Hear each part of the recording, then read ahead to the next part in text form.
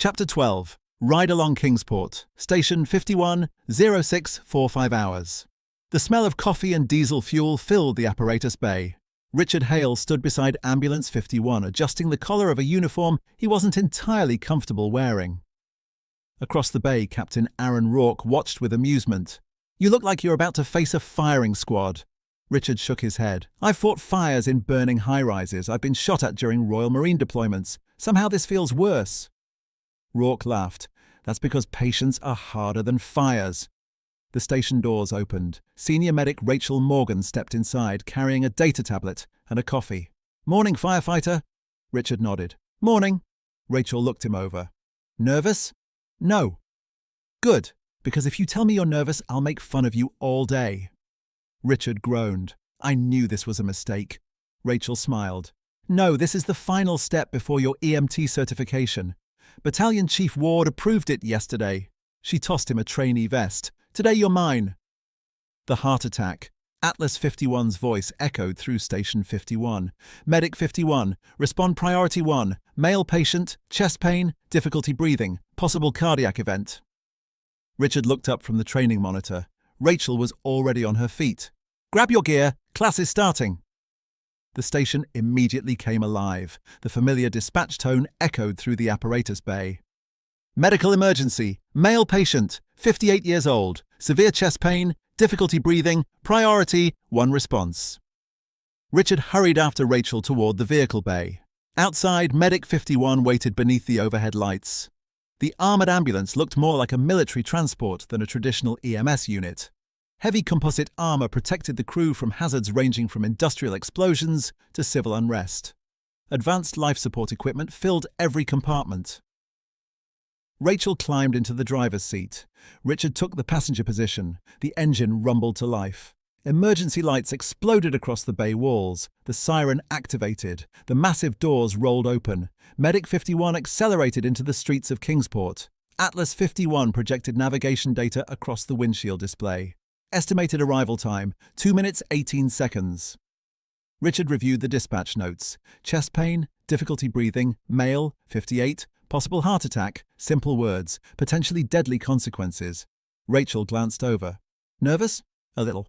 "Good." Richard looked at her. "Good? The day you stop being nervous on serious calls is the day you become dangerous."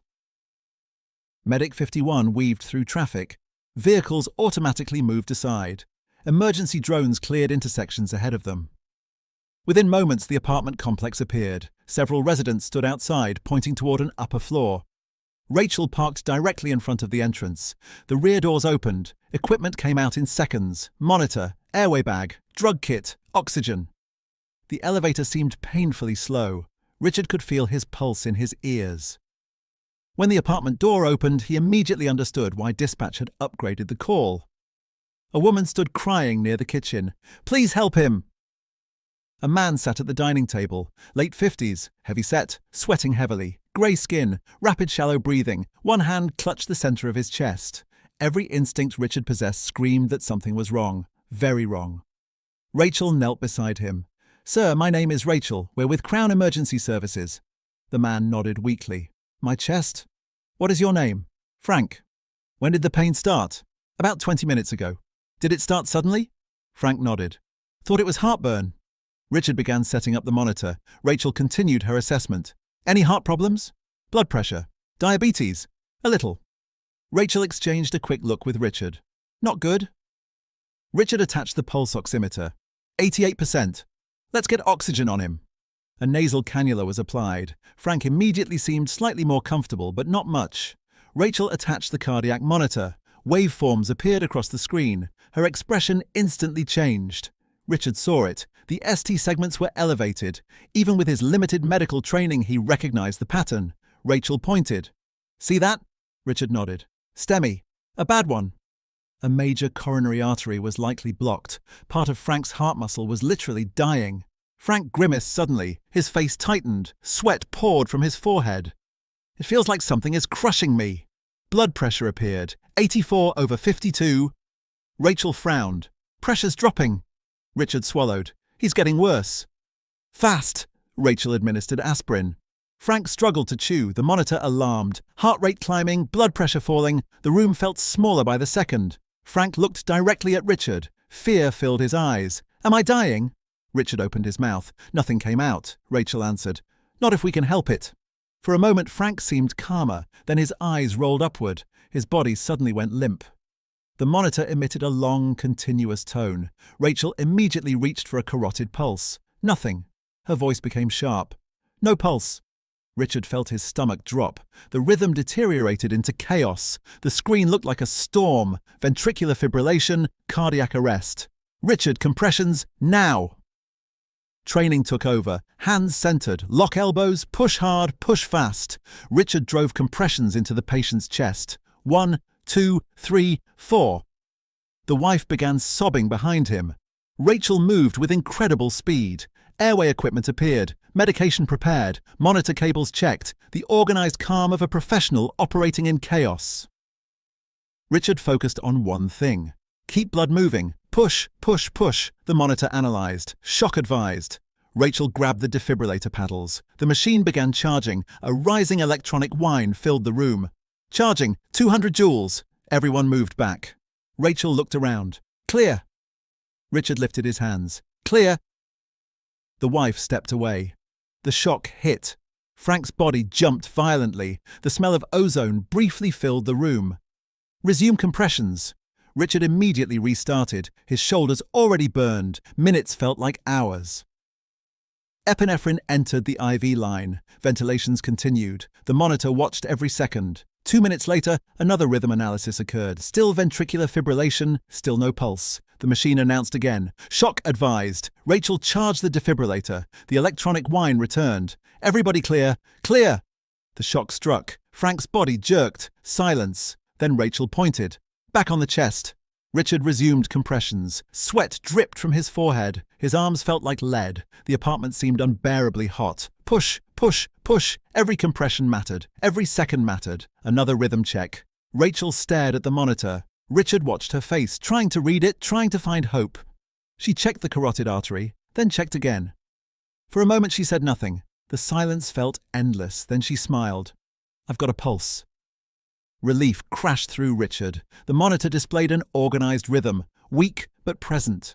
Blood pressure slowly returned, 92/60, then 98, then 104. Frank took a shallow breath, then another. Rachel nodded. ROSC achieved.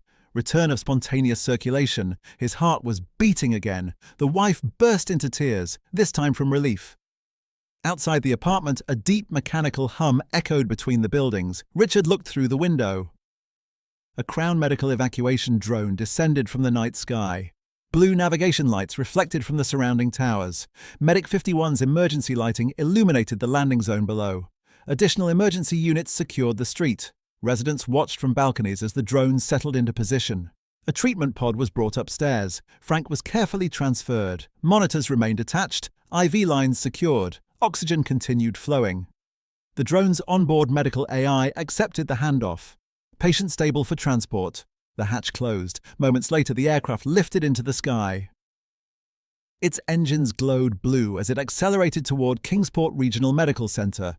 Richard watched until it disappeared into the clouds. Only then did he realize how exhausted he was. His uniform was soaked with sweat. His hands hurt. His shoulders burned. Rachel handed him a bottle of water. "You did good." Richard took a long drink. "I thought we lost him." "So did I." They stood quietly for a moment. Below them, Medic 51 flashed red and blue against the dark street. The city continued moving around them. People continued living their lives. Most of them would never know how close Frank had come to dying. Then Atlas 51 spoke through Richard's headset. "Station 51 personnel. New emergency assignment received." Rachel sighed. Richard laughed despite himself. The shift wasn't over, not even close. Atlas 51 spoke. "Station 51. New incident received." Rachel smiled. "Welcome to Emergency Medical Services.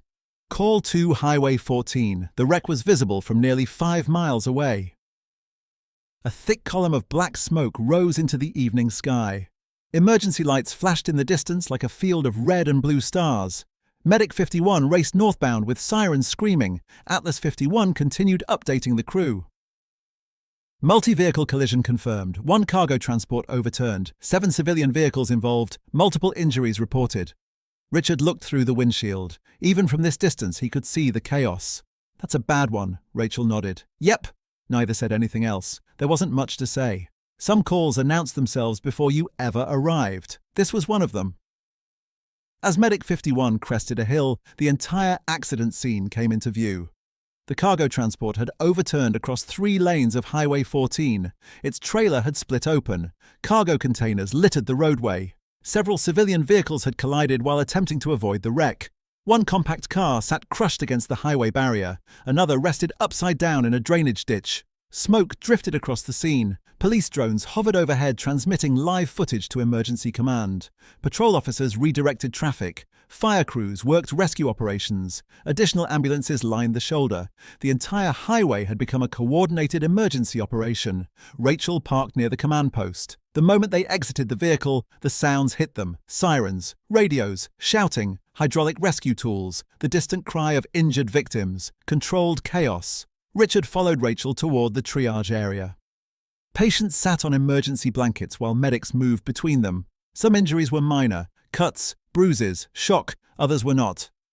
One man clutched a badly broken arm. Another patient was being loaded into an ambulance with severe head injuries. Richard quickly realized how much was happening at once. Firefighters focused on rescue, police secured the scene, drone operators coordinated traffic and aerial surveillance. Medics treated the wounded. Everyone had a job, everyone depended on everyone else. Rachel pointed toward a yellow sedan crushed against the concrete barrier. That's ours. The front half of the vehicle looked as though it had been folded in on itself. Several firefighters surrounded it. Rescue crews were already stabilizing the vehicle. A hydraulic spreader forced metal apart inch by inch. Captain Aaron Rourke stood nearby directing operations. He noticed Richard approaching, patients conscious. How bad? Rachel asked. Rourke glanced toward the car. Legs trapped. Significant damage to the lower compartment. Richard felt his stomach tighten. Rourke looked directly at him. Stay calm. She needs someone talking to her. Richard nodded. Got it. He carefully approached the driver's side. The young woman inside couldn't have been older than 25. Blood streaked her forehead. Her breathing was rapid. Fear filled her eyes. The dashboard had collapsed onto her legs. She looked at Richard as though he was the only thing keeping the world together. Hey. His voice remained calm. My name's Richard. I'm with Crown Emergency Services. The woman swallowed. Am I going to die? The question hit harder than he expected. Richard crouched beside the door. No. She stared at him. You promise? Richard looked towards the rescue crews. The firefighters were already working. The vehicle had been stabilized. The extrication plan was underway. Everybody on scene was focused on one goal, getting her out alive. I promise we're going to do everything possible to get you out of here. The woman nodded. A tear rolled down her cheek. My name's Emily. It's nice to meet you, Emily. Under different circumstances, it might have been an ordinary introduction. Today, it felt important. A connection. A reminder she wasn't alone. Hydraulic cutters screamed to life. Metal groaned. The entire vehicle shuddered. Emily flinched. Richard immediately placed a hand on the door frame beside her. You're okay? It sounds awful. It always does. She managed a nervous laugh. You're lying. A little. That earned a weak smile. For the next several minutes, Richard stayed beside her, while firefighters cut away sections of the vehicle, while medics monitored vital signs, while police managed the growing crowd, while drones hovered overhead tracking every aspect of the operation. Emily talked, mostly because she was scared. Richard listened. She worked at a local school, loved old movies, had a younger brother who drove her crazy, had just adopted a dog 3 months earlier. The conversation wandered everywhere except the wreck. Station 51. New incident received. Rachel smiled. Welcome to Emergency Medical Services. Call 2 Highway 14. The wreck was visible from nearly 5 miles away. A thick column of black smoke rose into the evening sky. Emergency lights flashed in the distance like a field of red and blue stars. Medic 51 raced northbound with sirens screaming. Atlas 51 continued updating the crew. Multi-vehicle collision confirmed. 1 cargo transport overturned. 7 civilian vehicles involved. Multiple injuries reported. Richard looked through the windshield. Even from this distance, he could see the chaos. That's a bad one, Rachel nodded. Yep. Neither said anything else. There wasn't much to say. Some calls announced themselves before you ever arrived. This was one of them. As Medic 51 crested a hill, the entire accident scene came into view. The cargo transport had overturned across 3 lanes of Highway 14. Its trailer had split open. Cargo containers littered the roadway. Several civilian vehicles had collided while attempting to avoid the wreck.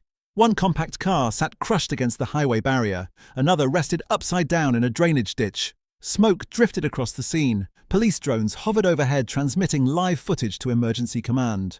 Patrol officers redirected traffic. Fire crews worked rescue operations. Additional ambulances lined the shoulder. The entire highway had become a coordinated emergency operation.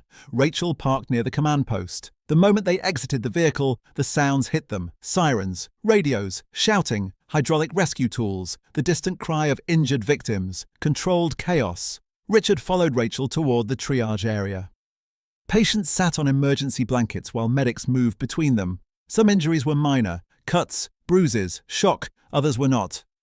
One man clutched a badly broken arm. Another patient was being loaded into an ambulance with severe head injuries. Richard quickly realized how much was happening at once. Firefighters focused on rescue, police secured the scene, drone operators coordinated traffic and aerial surveillance. Medics treated the wounded. Everyone had a job, everyone depended on everyone else. Rachel pointed toward a yellow sedan crushed against the concrete barrier. That's ours. The front half of the vehicle looked as though it had been folded in on itself. Several firefighters surrounded it. Rescue crews were already stabilizing the vehicle. A hydraulic spreader forced metal apart inch by inch. Captain Aaron Rourke stood nearby directing operations. He noticed Richard approaching, patients conscious. How bad? Rachel asked. Rourke glanced toward the car. Legs trapped. Significant damage to the lower compartment. Richard felt his stomach tighten. Rourke looked directly at him. Stay calm. She needs someone talking to her. Richard nodded. Got it. He carefully approached the driver's side. The young woman inside couldn't have been older than 25. Blood streaked her forehead. Her breathing was rapid. Fear filled her eyes. The dashboard had collapsed onto her legs. She looked at Richard as though he was the only thing keeping the world together. Hey. His voice remained calm. My name's Richard. I'm with Crown Emergency Services. The woman swallowed. Am I going to die? The question hit harder than he expected. Richard crouched beside the door. No. She stared at him. You promise? Richard looked towards the rescue crews. The firefighters were already working. The vehicle had been stabilized. The extrication plan was underway. Everybody on scene was focused on one goal, getting her out alive. I promise we're going to do everything possible to get you out of here. The woman nodded. A tear rolled down her cheek. My name's Emily. It's nice to meet you, Emily. Under different circumstances, it might have been an ordinary introduction. Today, it felt important. A connection. A reminder she wasn't alone. Hydraulic cutters screamed to life. Metal groaned. The entire vehicle shuddered. Emily flinched. Richard immediately placed a hand on the door frame beside her. You're okay? It sounds awful. It always does. She managed a nervous laugh. You're lying. A little. That earned a weak smile. For the next several minutes, Richard stayed beside her, while firefighters cut away sections of the vehicle, while medics monitored vital signs, while police managed the growing crowd, while drones hovered overhead tracking every aspect of the operation. Emily talked, mostly because she was scared. Richard listened. She worked at a local school, loved old movies, had a younger brother who drove her crazy, had just adopted a dog 3 months earlier. The conversation wandered everywhere except the wreck. And Richard understood why. Sometimes people needed an escape from the worst moment of their lives. Then Emily suddenly grabbed his arm, hard. A fresh wave of pain crossed her face. Don't leave. Richard looked directly into her eyes. I'm not going anywhere. The words weren't medical. They weren't part of any textbook, yet they seemed to help more than anything else. 20 minutes passed, then 30. Finally, a firefighter shouted, "We've got access!" The last section of crushed metal peeled away. Rachel immediately moved into position. Let's package her. The rescue team worked with practiced precision. A cervical collar was applied, a backboard positioned, medical monitoring connected. Every movement was deliberate. Every movement mattered. Emily winced as they carefully freed her from the wreckage. For the first time, she was clear of the vehicle. The crowd of responders seemed to breathe together, a small victory, but a victory nonetheless. Rachel began treatment immediately. Pain medication, IV access, full trauma assessment. The organized rhythm of professional medicine. As the stretcher moved towards Medic 51, Emily reached for Richard. "Thank you," Richard smiled. "You did the hard part." "No," Emily shook her head. "I couldn't have done it alone." The ambulance doors closed. Moments later, Medic 51 pulled away toward Kingsport Regional Medical Center.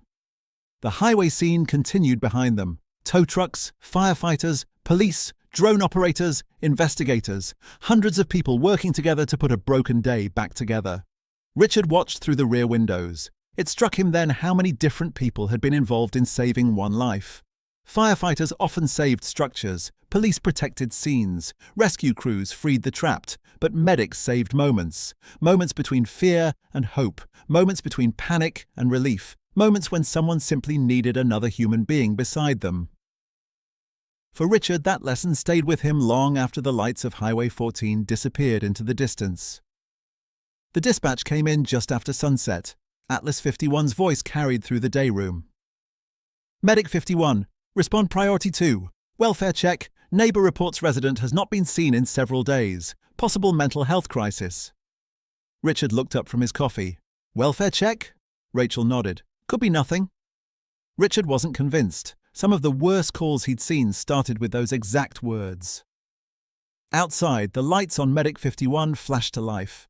The armoured ambulance rolled from Station 51 and merged into the evening traffic of Kingsport. The city glowed beneath the setting sun. Harbour lights reflected from the water while commuter traffic filled the streets. Inside the cab, Atlas 51 transmitted additional information. Resident identified as Daniel Kane, male, 52 years old, former Royal Marine, decorated combat veteran. Richard looked up. "Combat veteran?" "Confirmed." The cab grew noticeably quieter. Rachel glanced towards him. "You okay?" Richard shrugged. "Depends on what kind of war he came home from." Neither of them said anything after that. Sometimes the battlefield stayed behind. Sometimes it followed you home. Medic 51 arrived at an aging apartment complex overlooking the harbour. The building had once been respectable. Now the paint peeled from the walls. Several windows had been boarded over. The parking lot was half empty. A lonely place. The building manager waited outside, a nervous woman in her 60s. The moment Medic 51 stopped, she hurried toward them. "Thank God." Rachel stepped out. 3 days ago. "Any family?" The woman shook her head. "Not that I know of." "Friends?" "No." That answer bothered Richard more than the others. Nobody should have nobody. The manager lowered her voice. "He keeps to himself." "Any medical history?" "I don't know." She hesitated. "But sometimes I hear him yelling." Rachel frowned. "Yelling?" "Nightmares." Richard exchanged a glance with Rachel. That wasn't unusual among veterans, but it wasn't a good sign either. The elevator carried them to the 7th floor. The hallway felt unnaturally quiet. Apartment 714 sat at the far end. No television, no music, no movement, nothing. Rachel knocked firmly. "Crown Emergency Services." Silence. She knocked again. "Mr. Kane?" Still nothing. Richard listened carefully. No footsteps, no voices, no sounds from inside. Rachel turned toward the manager. "Do we have permission to enter?" "Absolutely." Rachel activated her body camera. "Welfare entry authorized." Richard retrieved a compact breaching tool from his kit. One strike. The lock gave way. The door swung inward. Darkness greeted them. For several moments nobody moved. Then the smell hit. Not death, not decay, just stale air. The smell of isolation. "When did you last see him?" The smell of someone who hadn't opened a window in far too long. Rachel switched on a flashlight. "Mr. Kane?"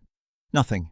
They entered carefully. Richard immediately noticed the military memorabilia. Photographs covered the walls, unit flags, medals, commendations, framed service certificates. One wall displayed old Royal Marine combat patches. Another contained photographs of Marines standing shoulder to shoulder. Young faces, confident faces, many of them likely gone now. A television flickered silently in the corner. Nobody was watching it. Then Richard noticed movement. A man sat motionless in a recliner facing the window. A blanket covered his legs. Grey beard, weathered skin, sunken eyes. Daniel Kane. Alive, but barely. Rachel approached slowly. "Daniel," No response. The man continued staring out at the harbour lights. Richard moved closer. "Sir?"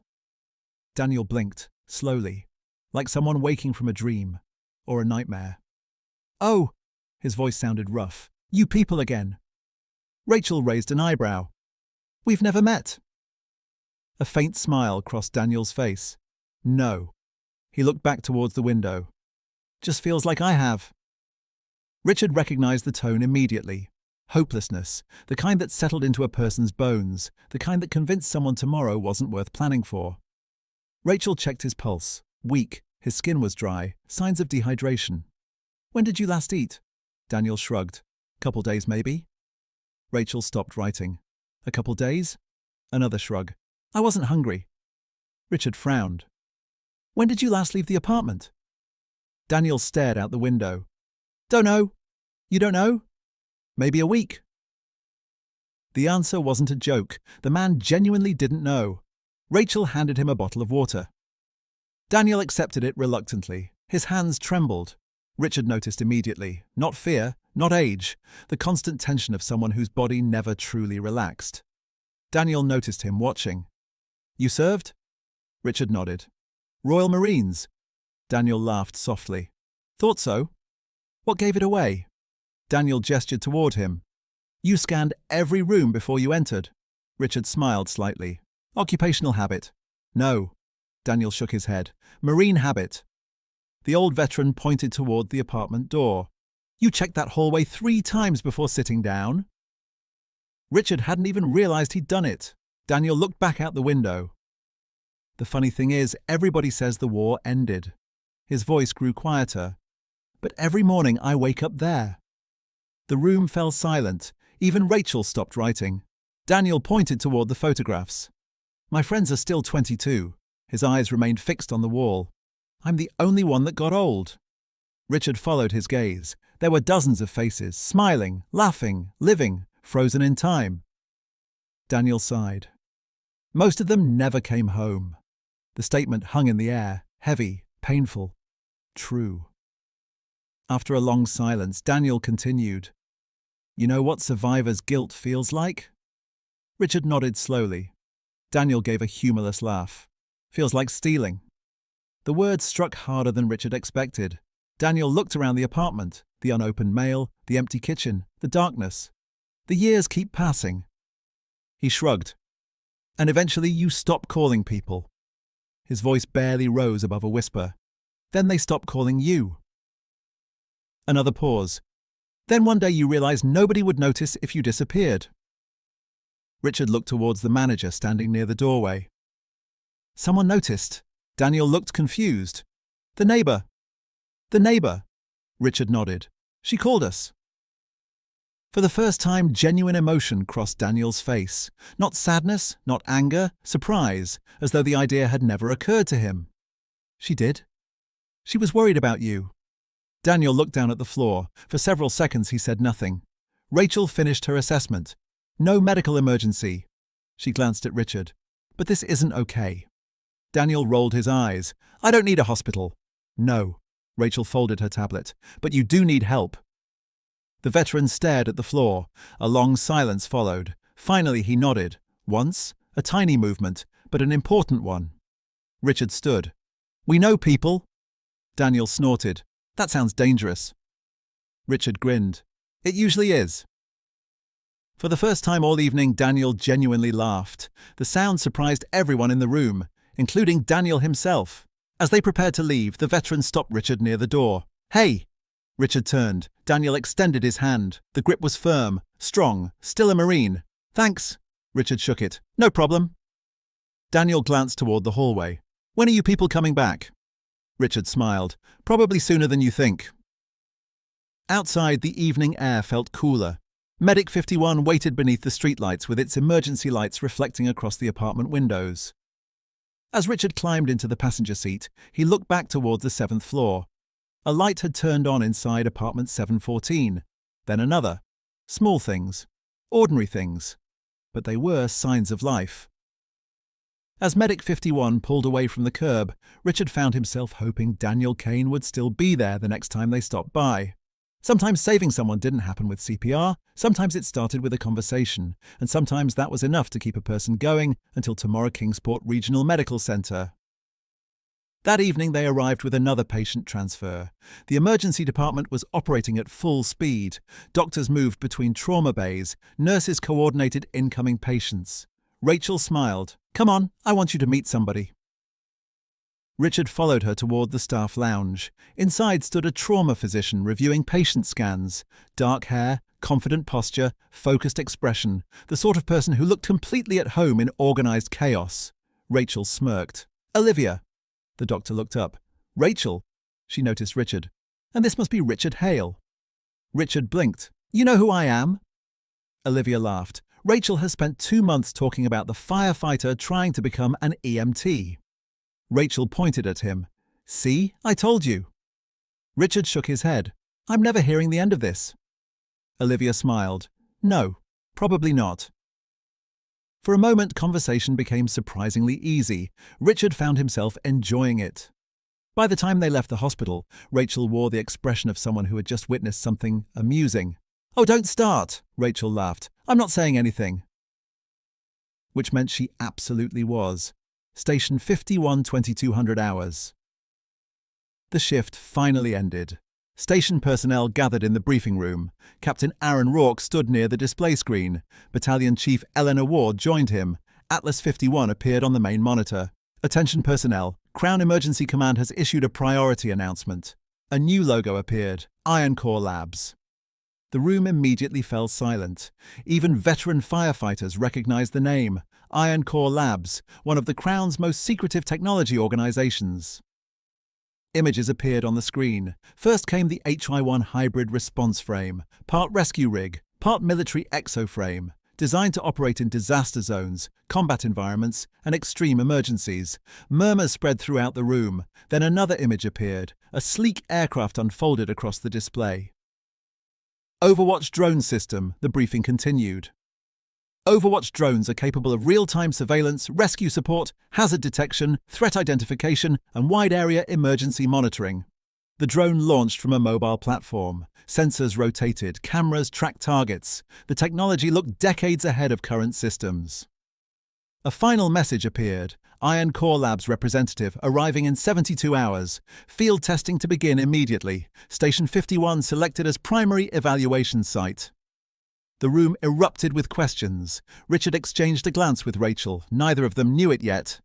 But the arrival of the Overwatch drone would soon change far more than emergency response in Kingsport.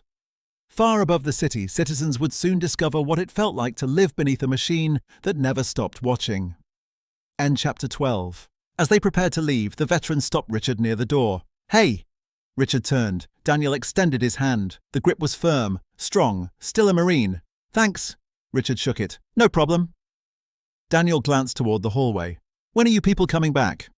Richard smiled. "Probably sooner than you think." Outside, the evening air felt cooler.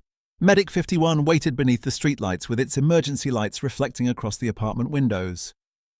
As Richard climbed into the passenger seat, he looked back toward the 7th floor. A light had turned on inside apartment 714, then another. Small things, ordinary things, but they were signs of life. As Medic 51 pulled away from the curb, Richard found himself hoping Daniel Kane would still be there the next time they stopped by.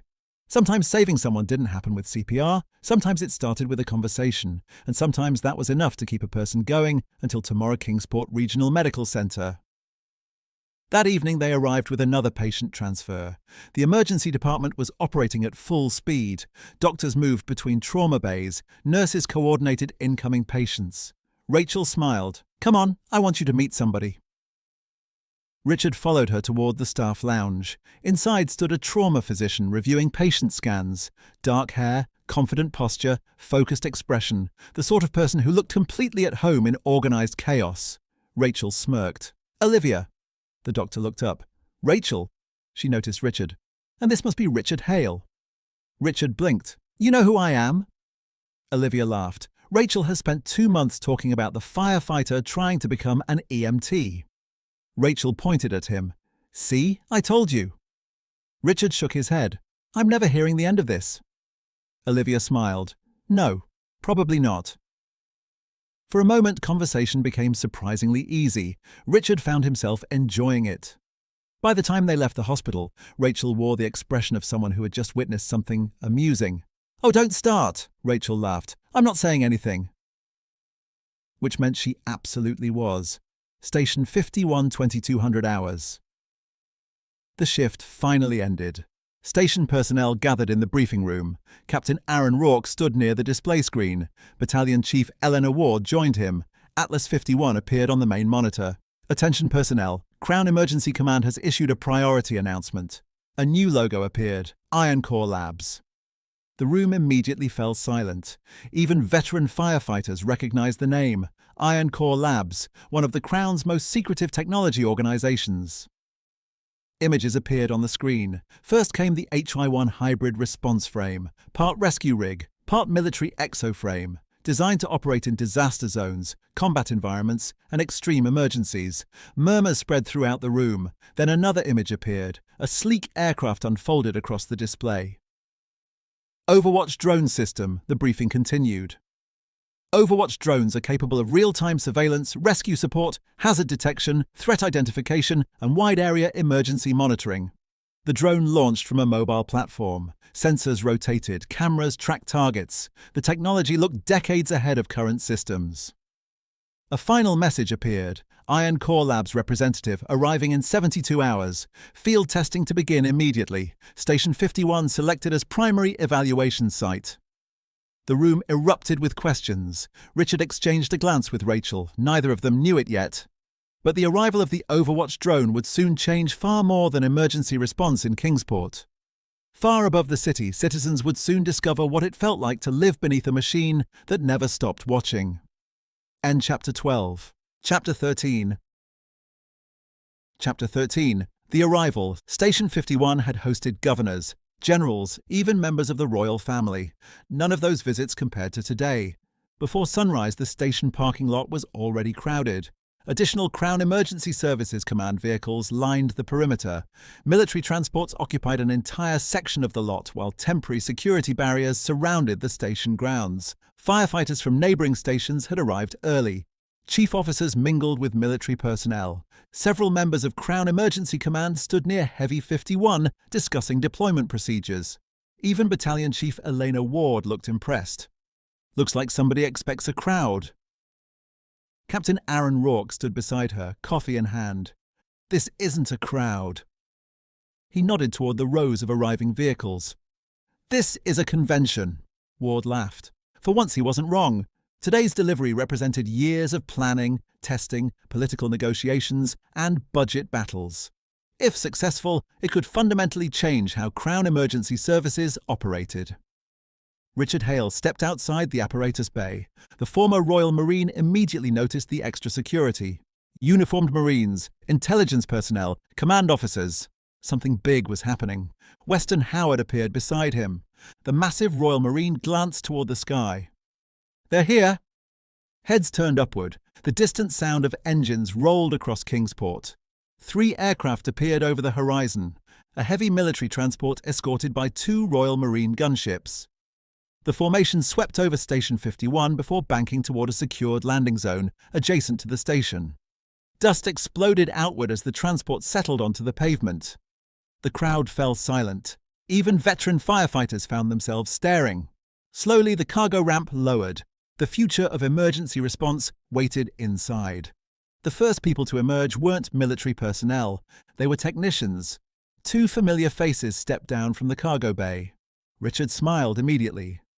"Jim." Exotech Jim Marshall grinned. The veteran technician looked exhausted. Grease stained his uniform and dark circles sat beneath his eyes. He looked exactly like a man who had spent months inside a workshop. "Good to see you too." Behind him, Exotech Sarah Walker. The Royal Marine technician carried a ruggedized data tablet under one arm. Like Jim, her uniform showed signs of long hours around machinery. Captain Rourke shook his head. "You two look terrible." Sarah smirked. "Thank you." Jim laughed. "We spent 4 months helping build this thing." 4 months? Ward asked. "Closer to 6, Sarah corrected. "Depends how much sleep you think counts." Ward smiled. You two were the ones who wrote the proposal. Jim nodded proudly. Earlier, he and Sarah had submitted recommendations suggesting military exo-frame technology could be adapted for civilian rescue operations. Most people had dismissed the idea.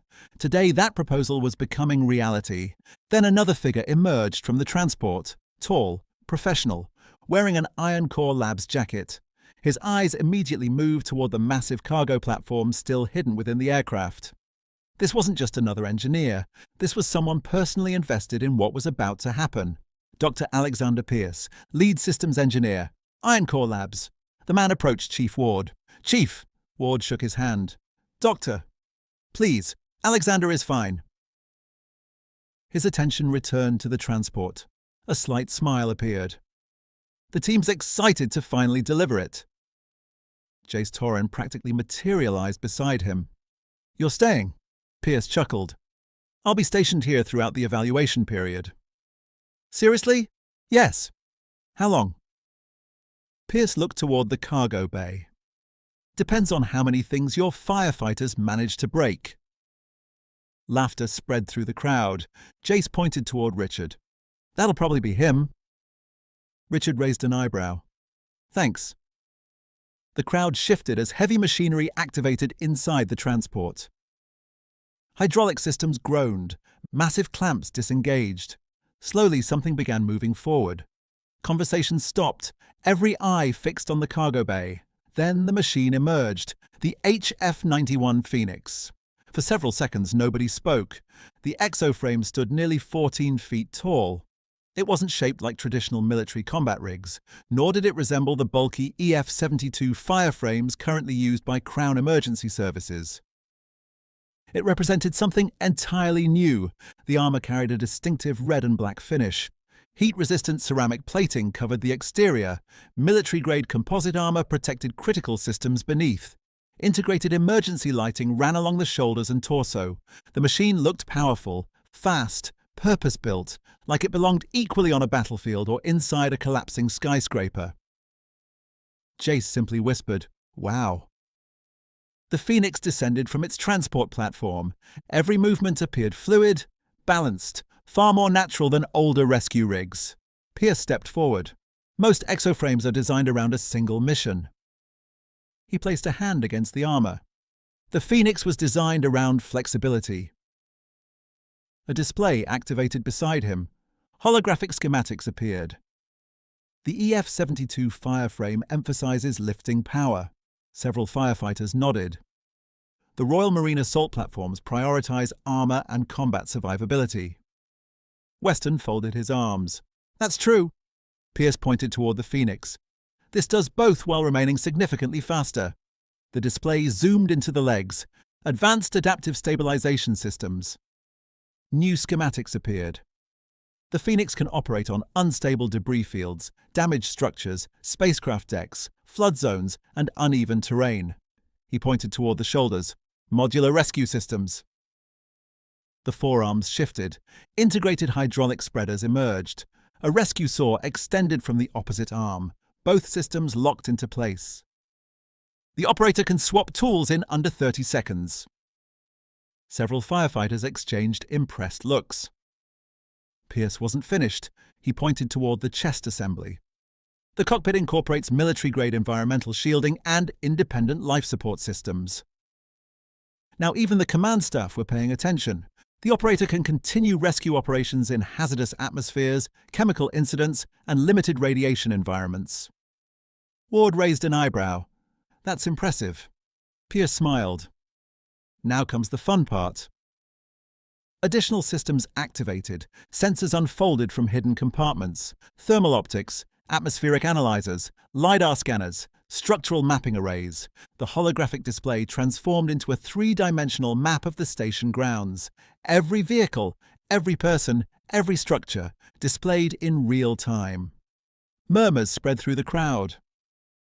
"The Phoenix doesn't simply see," Pierce explained. "It understands." The map zoomed toward a nearby building. Instantly, structural stress indicators appeared. Potential collapse points, heat signatures, air quality data, exit routes, victim survival estimates. Richard stared. This wasn't merely an exo-frame, and it was a command platform, a rescue platform, an intelligence platform, all combined into one machine. Then another surprise emerged from the transport. A sleek black drone, unlike anything Station 51 had ever seen. The designation painted across the side read, Overwatch 1. The drone unfolded gracefully, sensors extended, wings deployed, camera systems rotated. Jace's eyes widened. Oh, now that's beautiful. Pierce laughed. You're going to love this thing. The drone rose silently into the air. Within seconds, it hovered hundreds of feet overhead. A live feed appeared on the display. The city, the station, traffic patterns, heat maps, emergency response routes, everything. The Overwatch platform provides continuous aerial support, Pierce said. Thermal detection, search and rescue, disaster assessment, structural analysis, missing person tracking, real-time communications relay. Jace looked ready to faint. Pierce grinned. It remains airborne for up to 48 hours. Silence. 48? Without landing. Now everyone was impressed. The drone wasn't merely an observer, it was an extension of the Phoenix, and both systems could connect directly with Atlas 51. Station 51's legendary AI. The implications were enormous. The future had just arrived. Then a convoy of black vehicles entered the station grounds. The atmosphere immediately changed. Military officers straightened. Conversations stopped. Even some senior command staff appeared nervous. One man stepped from the lead vehicle. No visible medals, no rank insignia, no unnecessary displays of authority. Yet everyone seemed to recognize him. Colonel Adrian Blackwood, Senior Intelligence Officer, personal representative of Crown Intelligence Director Lucian Carter. Blackwood approached Chief Ward. Chief? Colonel? He nodded respectfully. Then his gaze shifted toward Richard. Firefighter Hale. Richard immediately recognized the bearing. Military, professional, dangerous. Sir... Blackwood studied him for a moment, then reached inside his coat. When he withdrew a sealed envelope, Richard noticed the royal seal. His stomach tightened. Blackwood handed it over. His Highness requested this be delivered personally. Richard looked confused. To me? To you? The seal bore the mark of Prince Alistair Rowan. Nearby conversations faded away. Richard carefully opened the envelope. Inside was a handwritten note. Simple, personal. Richard, duty is rarely easy. If it were, everyone would answer its call. Continue serving with honor. Continue protecting those who cannot protect themselves. The crown depends upon men and women willing to stand between danger and the innocent. More importantly, so do the people. The realm faces difficult years ahead. When those years arrive, it will depend on individuals like you and those standing beside you. My best wishes to you, Captain Rourke, Chief Ward, and all of Station 51. Stand proud. Your service matters. Alistair Rowan. Richard read the note twice, then once more. The words weren't political. They weren't ceremonial. They felt genuine. Blackwood spoke quietly. His Highness personally reviews every major report involving Station 51. Richard looked up. What? It's true. Even Ward looked surprised. Blackwood smiled slightly. You would be amazed who is paying attention.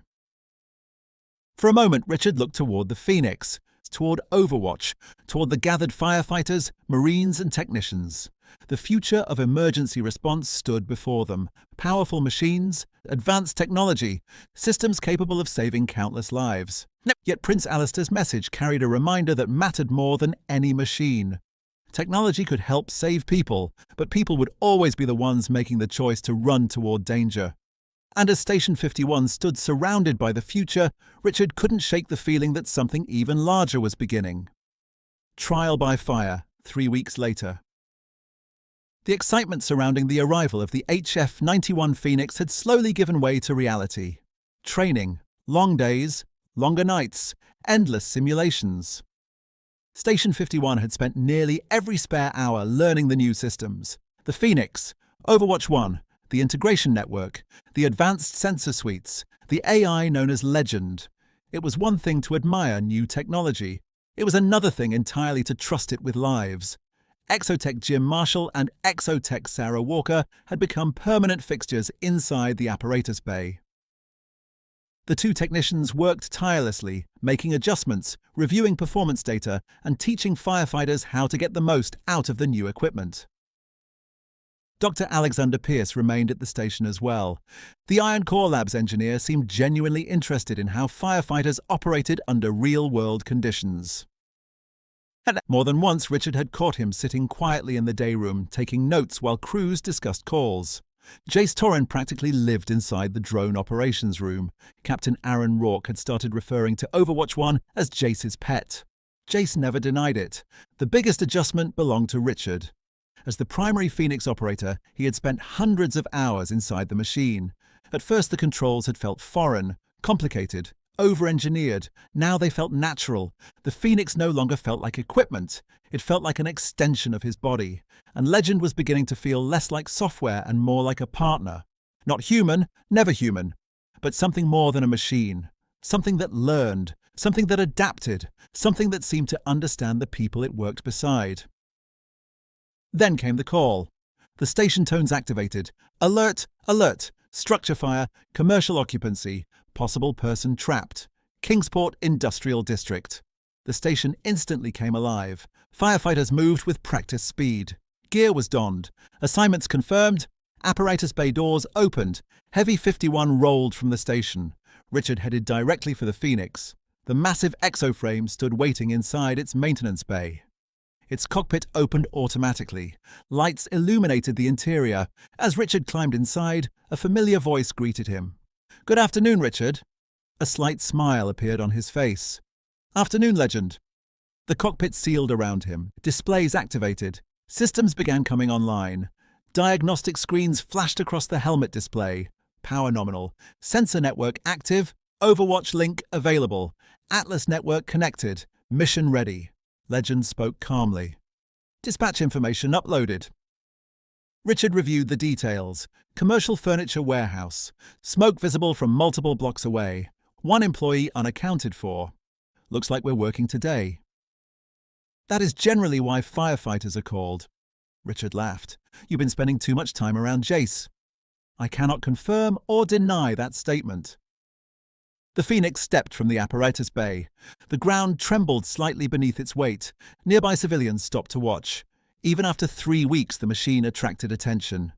The future of Crown Emergency Services was hard to ignore. As the Phoenix moved through Kingsport, Heavy 51 followed behind. Overhead, Overwatch 1 launched from the station roof. The drone climbed rapidly into the sky.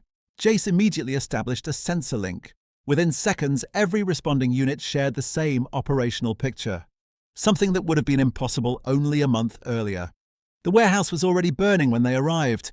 Heavy black smoke poured from the roof. Flames flickered through broken windows. Employees stood behind police lines watching helplessly. Several pointed toward the building. One worker remained missing. Captain Aaron Rourke stepped from Heavy 51 and immediately established command. Engine 51 secure water supply. Truck 51 begin ventilation. Phoenix conduct primary reconnaissance and victim search. Richard acknowledged. Copy. The Phoenix moved toward the structure. Heat washed across the armor. The machine barely noticed. Inside the cockpit, Richard remained comfortable. Legend activated the thermal suite. Instantly, the world changed. Smoke vanished. Walls became translucent outlines. Heat signatures glowed across the display. The warehouse transformed into a 3-dimensional map. Every room, every hallway, every obstacle, visible. Legend spoke. Multiple heat sources identified. Show me. The display zoomed inward. Most signatures represented fire. One did not. A human shape appeared near the rear storage area. Motionless, partially obscured by collapsed shelving. Richard's heart rate increased. I've got him. Captain Rourke answered immediately. Confirm victim location. Before Richard could answer, another voice joined the network. Jace. Overwatch confirms thermal contact. The drone's sensors synchronized with the Phoenix. The image sharpened. The victim's exact location appeared. Within inches. Richard couldn't help grinning. That's impressive. Jace sounded entirely too pleased with himself. I know. The Phoenix entered the warehouse. Flames danced overhead, smoke filled every corner, the air shimmered with heat. Under normal circumstances, visibility would have been nearly zero. Today, Richard could see everything. Legend continuously updated the display. Structural warnings appeared, temperature gradients, potential collapse zones, escape routes. Recommend path adjustment 5 degrees right. Richard followed the guidance. A weakened support beam crashed behind him seconds later. The route correction had likely prevented damage to the machine, or worse, as he advanced deeper into the structure, debris blocked the main aisle. The Phoenix simply pushed through it. Twisted shelving bent aside. Heavy crates were moved effortlessly. The machine reached the victim in under 2 minutes.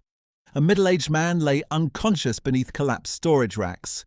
Richard immediately knelt. Hydraulic rescue systems extended from the Phoenix's forearm. Legend analyzed the load. Estimated weight 1,200 pounds. Safe removal possible. The Phoenix carefully lifted the shelving. Richard pulled the man free.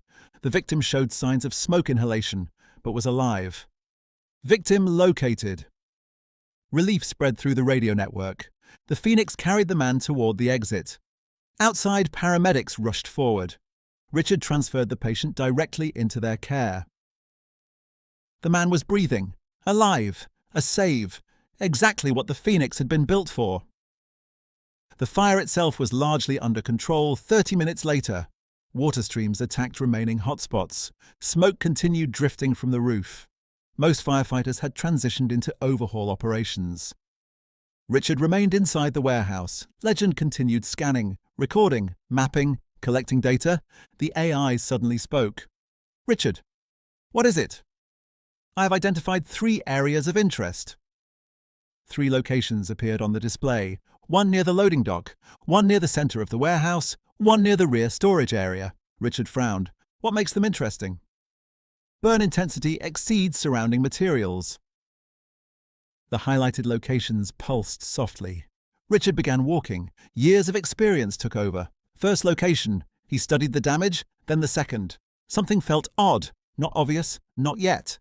The third location. Richard stopped. Slowly he looked back toward the first marker, then the second, then the third. Legend waited, silent. The AI had provided information. The interpretation belonged to the firefighter. Richard's eyes narrowed. "Hold on." The display zoomed outward, showing all 3 locations simultaneously. The pattern suddenly became obvious. The fire damage radiated outward from each location independently. Not from a single source. 3 separate origins, 3 separate starts. His marine training surfaced unexpectedly.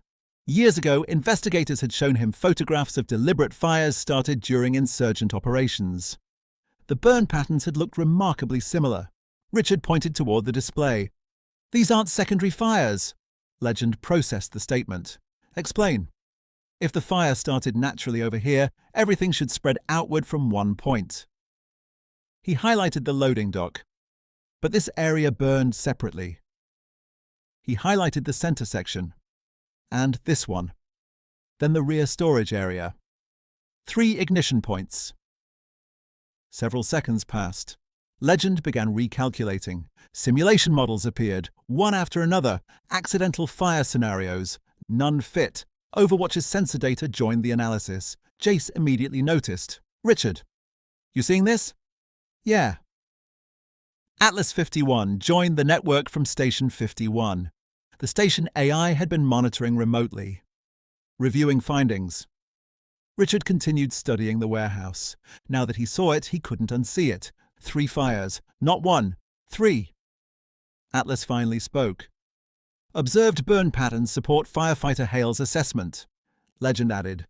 "Probability of multiple independent ignition points exceeds 87%. Richard moved toward the rear service corridor. Something else had caught his attention. The Phoenix's sensors detected chemical residue. Nothing definitive, but enough to raise questions. He photographed everything, every burn pattern, every damaged surface, every piece of evidence. The system automatically archived the data. "Captain," Rourke answered. "Go ahead." Richard looked around the damaged warehouse. "I think this fire was intentionally set." The radio remained silent for several seconds. Then, "Talk to me." Richard transmitted the information, the 3 ignition points, the burn patterns, the supporting sensor data, Atlas's analysis, Overwatch imagery. Chief Ward arrived moments later and reviewed the findings personally. When she finished, she looked at Rourke. "I agree." Rourke nodded. "All units." His voice echoed across the fireground. "Preserve the scene. Limit overhaul operations. This incident is now a suspected arson investigation." Firefighters immediately adjusted their operations. Evidence became a priority. Police investigators were requested. Fire investigators were notified. Atlas archived all data. Overwatch stored every second of aerial footage. Legend preserved every scan collected inside the structure. Richard stood quietly inside the damaged warehouse. The technology had been extraordinary. The Phoenix had found the victim. Overwatch had expanded situational awareness. Legend had identified anomalies. Atlas had verified the data, but none of them had solved the mystery. The machines had provided information. A firefighter had recognized the pattern. As investigators began arriving on scene, Richard found himself staring at the 3 ignition points one last time. Something about the fire bothered him, not because it was arson, because it felt deliberate, planned, carefully executed, and for reasons he couldn't explain, he had a feeling this warehouse fire wasn't going to be the end of the story. It was going to be the beginning, new responsibilities. The drive back to Station 51 was quieter than usual. The excitement of the rescue had faded. Now paperwork remained. Reports, evidence logs, statements, the less glamorous side of firefighting. Richard sat at one of the report terminals reviewing the findings from the warehouse fire. Atlas 51 had already organized the sensor data from the Phoenix. Overwatch footage had been archived. Legend scans had been uploaded to the incident file. The suspected arson investigation was officially underway. Captain Aaron Rourke entered the room carrying a tablet. "You almost done?" Richard looked up. "Almost." "Good." Something about Rourke's expression seemed unusual. "What?" "Conference room." Richard frowned. "Why?" Rourke smirked. "Because I said so." "That's not an answer." "It's the only one you're getting." A few minutes later, Richard entered the conference room. Almost everyone was already there. Chief Elena Ward stood near the front. Captain Aaron Rourke leaned against the wall. Jace Torrin occupied his usual seat. Weston Howard stood nearby with his arms crossed. Exotech Jim Marshall and Exotech Sarah Walker were present. Even Dr. Alexander Pierce had been invited. Richard immediately became suspicious. "Why is everyone looking at me?" Nobody answered. That made it worse. Then he noticed a familiar face standing beside Chief Ward. Deputy Regional Director Michael Grayson of Crown Emergency Command. Definitely not normal. Richard stopped walking. "Oh no!" Laughter spread around the room. Ward smiled. "Relax. Whenever somebody says that, things get worse." More laughter. Even Weston grinned. Chief Ward stepped forward. The room gradually became quiet. For those who may not know, today's warehouse incident represented the first operational deployment of the HF-91 Phoenix. Several heads nodded. The deployment was successful. Pierce looked particularly pleased. Ward continued. A trapped civilian was located and rescued. The structure was saved. And evidence was identified leading to an active criminal investigation. She looked directly at Richard. Most importantly, the incident demonstrated the kind of leadership Crown Emergency Services expects from its officers. Richard suddenly had a very bad feeling about where this was going. Beside him, Jace was trying not to laugh. Weston wasn't doing much better. Traitors, every one of them. Ward picked up a small presentation case. "Richard Hale." He stood automatically. The room became silent. Chief Ward's voice softened slightly. "When you first arrived at Station 51, you were a former Royal Marine adapting to civilian service." A few smiles appeared around the room. "Since then, you have repeatedly demonstrated professionalism, courage, compassion, and leadership." Richard shifted uncomfortably. Ward ignored it. "You have led rescues. You have mentored firefighters. You have repeatedly placed yourself between danger and those needing help." Her expression became serious, and perhaps most importantly, Others follow you. That statement landed harder than the rest, because it was true. Ward opened the presentation case. Inside sat a silver lieutenant's insignia. Richard stared at it. For a moment he genuinely didn't know what to say. Chief Ward smiled. Effective immediately. By authority of Crown Emergency Command, you are hereby promoted to the rank of lieutenant. Silence. Then applause exploded throughout the room. Jace immediately stood. Weston started clapping. Sarah Walker whistled. Jim Marshall looked like a proud older brother. Even Dr. Pierce joined in. Richard simply stood there. Stunned, Chief Ward stepped forward and handed him the insignia. You earned this. The room applauded again. Richard finally found his voice. Chief! Ward raised an eyebrow. That's Lieutenant Hale, Chief. The room erupted into laughter. Richard shook his head. I wasn't expecting this. Captain Rourke finally stepped forward. That's one of the reasons you were selected. Richard looked at him. Rourke's expression had become serious. The people who chase rank usually aren't ready for it. The captain folded his arms. The people who accept responsibility before they have rank generally are. For a moment the room grew quiet. Then Rourke extended his hand. Congratulations, Lieutenant. Richard shook it. A firm grip. Professional. Respectful.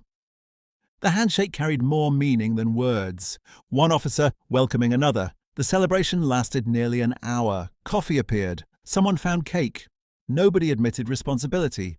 Jace was immediately the primary suspect. As conversations filled the room, Richard stepped away toward the apparatus bay. The Phoenix stood quietly in its maintenance area. Massive, silent, waiting for the next call. A familiar voice suddenly spoke through nearby speakers. Congratulations, Lieutenant Hale. Richard laughed. Atlas? The promotion was statistically probable. Thanks. Several seconds passed. Then another voice joined the conversation. Legend. The AI had remained connected through the station network. Congratulations, Richard. He smiled. Thanks. Legend paused. Your responsibilities have increased. Richard groaned. There it is. An accurate observation. He shook his head. Even the artificial intelligences were getting smarter, or perhaps more sarcastic. That was a concerning possibility. Richard looked around the apparatus bay. Station 51. His station, his crew, his family. A few months earlier, he had simply been another firefighter trying to find his place. Now he was a lieutenant, responsible for people, responsible for decisions, responsible for lives. The realization carried weight. Not unpleasant, just heavy. The way responsibility was supposed to feel. Behind him, the laughter from the conference room continued. For a moment, Richard simply stood there, listening, knowing that tomorrow would bring another emergency, another challenge, another test. But tonight was different. Tonight marked the beginning of a new chapter. Lieutenant Richard Hale had officially taken his place among the leaders of Station 51. Attention! In memory of the Charleston 9, June 18th, 2007, before there was Station 51, before there was Crown Emergency Services, before there were exo-frames, drones and artificial intelligence, there were firefighters, men who answered the alarm, climbed onto apparatus and went where others could not. On June 18, 2007, the Charleston Fire Department suffered one of the darkest days in American fire service history, when 9 firefighters lost their lives battling the Sofa Superstore fire in West Ashley, South Carolina.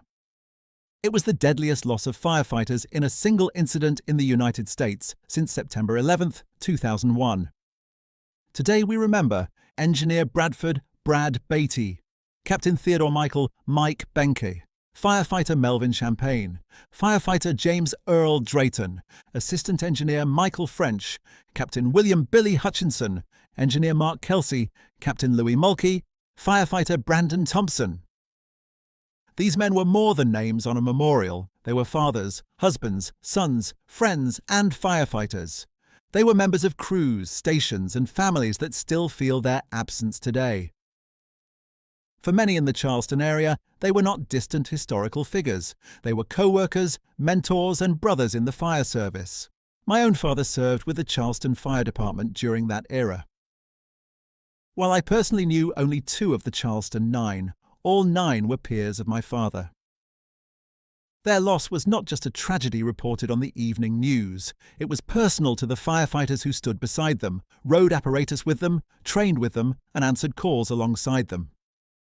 The city of Charleston has ensured that their sacrifice will never be forgotten. The former Sofa Superstore site is now the Charleston 9 Memorial Park, a place of reflection built on the ground where these firefighters made the ultimate sacrifice. 9 markers stand within the park, representing the locations where each of the fallen was found. The park remains a place where firefighters, families, and citizens gather every year to remember. Adjacent to the memorial stands Charleston Fire Department Station 11, built as a lasting tribute to the Charleston 9. The station was designed with 9 tall windows overlooking the memorial park, one for each fallen firefighter, ensuring that their memory remains part of the daily life of the Charleston Fire Department.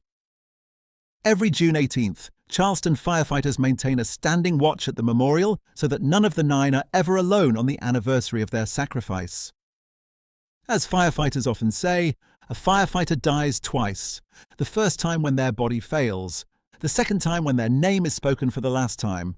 Today we speak their names: Brad Beatty, Mike Benke, Melvin Champagne, Earl Drayton, Michael French, Billy Hutchinson, Mark Kelsey, Louis Mulkey, Brandon Thompson. Gone but never forgotten. Rest easy, brothers. We have the watch.